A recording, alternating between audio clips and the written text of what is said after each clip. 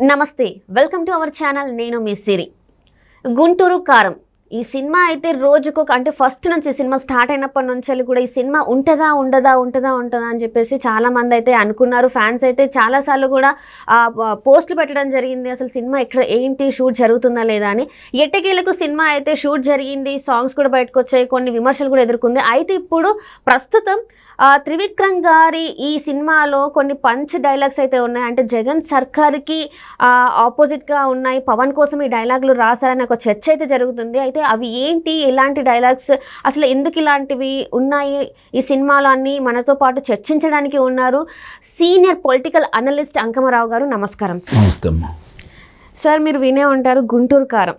First నుంచి కూడా ఈ మూవీ షూటింగ్ అప్పటి నుంచి కూడా కొన్ని జరుగుతూనే ఉన్నాయి, ఉంటుందా ఉండదా అని చెప్పేసి. అండ్ ఈ సినిమా వచ్చేసి త్రివిక్రమ్ గారు డైరెక్టర్ అండ్ మహేష్ బాబు గారు హీరో. అది అతడు సినిమా తర్వాత క్రేజీ కాంబినేషన్ అని చెప్పేసి అనుకున్నారు.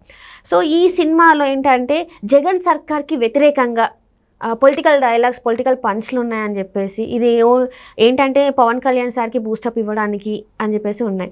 సో ఇది నిజమే అంటారా? అంటే ఒక సినిమాలో పొలిటికల్గా ఉంటాయి, వాళ్ళకి ఆపోజిట్గా అని చూసుకోవచ్చా మనం అలా? ముందుగా త్రివిక్రమ్ గారి గురించి మాట్లాడుకోవాలంటే మాటల మాంత్రికుడు, ఆయన పేరే మాటల మాంత్రికుడు. చక్కని సంభాషణలు, అవి అన్ని రకాల సంభాషణలకి రాసి ఆయన ప్రజల్ని ఆలోచించేసే విధంగా కూడా ఉంటాయి. కొన్ని సంభాషణలు మనసుకు హత్తుకునేలా ఉంటాయి, కొన్ని ఆనందడోలికల్లో తేలాడుతూ ఉంటాయి. మంచి హాస్య చతురత ఉన్నటువంటి రచయిత కూడా, అన్నీ మిళితమై ఉన్న వ్యక్తి కాబట్టి అందరూ అతన్ని గురూజీ అని సంబోధిస్తూ ఉంటారు. నాకు తెలిసినంత వరకు వివాదరహితుడు అతను.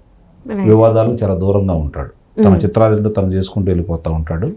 రాజకీయాల మీద పెద్ద ఆసక్తి ఉందని చెప్పైతే నేను భావించట్లా. ఇప్పుడు అట్లాగే మహేష్ బాబు గారు కనుక తీసుకుంటూ ఉంటే మీకు ఒక ఉదాహరణ కూడా చెప్తాను. మహేష్ బాబు గారికి ఉత్తమ నటుడిగా వచ్చిన సందర్భంగా అప్పుడు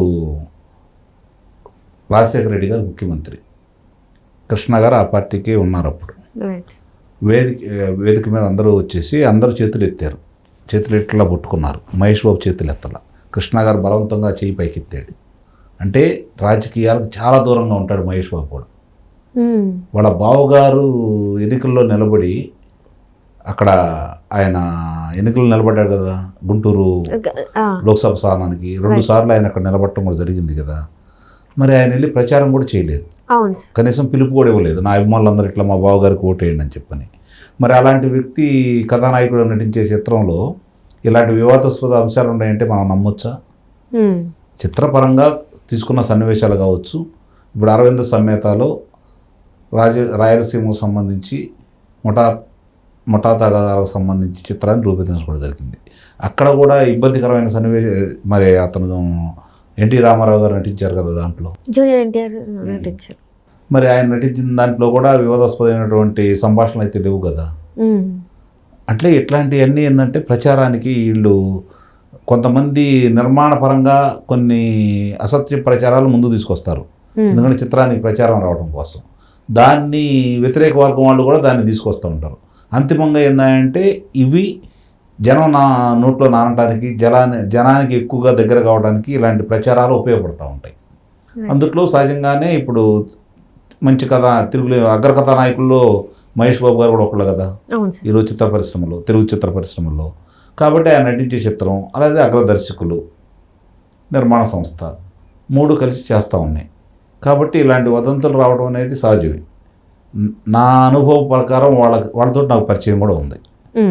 నాకు తెలిసినంత వరకు వాళ్ళు ఇలాంటి వివాదాల్లోకి ఏలు పెడతారని కానీ, లేకపోతే దాన్ని అనవసరంగా వివాదాల్లోకి ఆ చిత్రం లాక్కుంటారని అయితే నేనైతే భావించట్లేదు. ముఖ్యంగా దానికి మహేష్ బాబు గారు ఒప్పుకోరు, అట్లాగే త్రివిక్రమ్ శ్రీనివాస్ గారు కూడా ఒప్పుకోరు.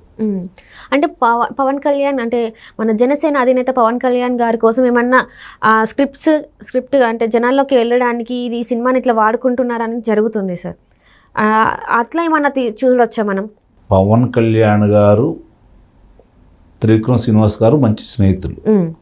ఆయన నటించే చిత్రానికి ఆయన కనుక ఏదైనా ఇలాంటి చిత్రాలు నటిస్తూ ఉంటే, అవి రాజకీయ నేపథ్యం కనుక ఉంటే దాంట్లో జొప్పించారంటే ఒక అర్థం ఉంది.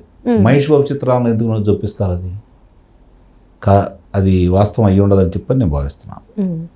మరి ఎందుకు సార్ ఇలాంటివి ఎందుకు ఎక్కువ మన జనసేన అధినేత పవన్ కళ్యాణ్ గారికి ఎందుకు ఇలాంటివన్నీ జరుగుతున్నాయి? తనకి ఎందుకు అంటే జనాల్లో మంచి పేరు లేకపోతే నెక్స్ట్ అధికారంలోకి వస్తారనే దీంతోనే ఇలాంటివన్నీ ప్రచారాలు జరుగుతున్నాయి అనుకోవచ్చు మనం.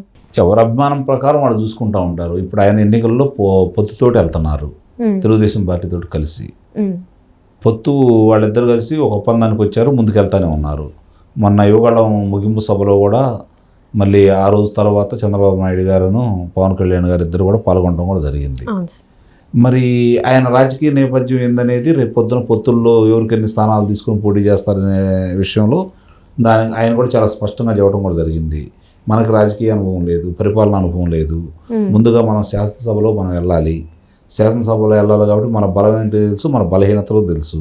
మీరు ఇంతమంది వచ్చి నా దగ్గరకు వచ్చేసి నన్ను చూడటానికి వస్తున్నారు, నా మాటలు వినడానికి వస్తున్నారు, కానీ ఓట్ల రూపేణా నాకు రాలేదు, తీసుకెళ్లి వైఎస్ఆర్సీపీ పార్టీకి వేశారు మీరు.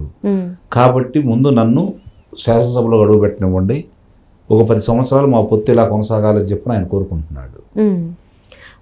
అంటే ఇప్పుడు ఆయన ఒక్కడే ఎన్నికల్లో పాల్గొని ముఖ్యమంత్రి అభ్యర్థి కావాలని చెప్పని ఎన్నికల బరిలో నిలిస్తే ఆయన్నే ముఖ్యమంత్రి అభ్యర్థిగా ప్రకటించుకుంటే వాళ్ళ పార్టీ కూడా ప్రకటిస్తారు. ఇద్దరు ఉన్నప్పుడు ఆయన ముఖ్యమంత్రి అభ్యర్థిగా ప్రకటిస్తే అప్పుడు ఆయన గురించి ఇలాంటి చిత్రాలు నిర్మించారు, ఆయన కోసం చిత్రాలు నిర్మించారంటే మనం కూడా నమ్మొచ్చు.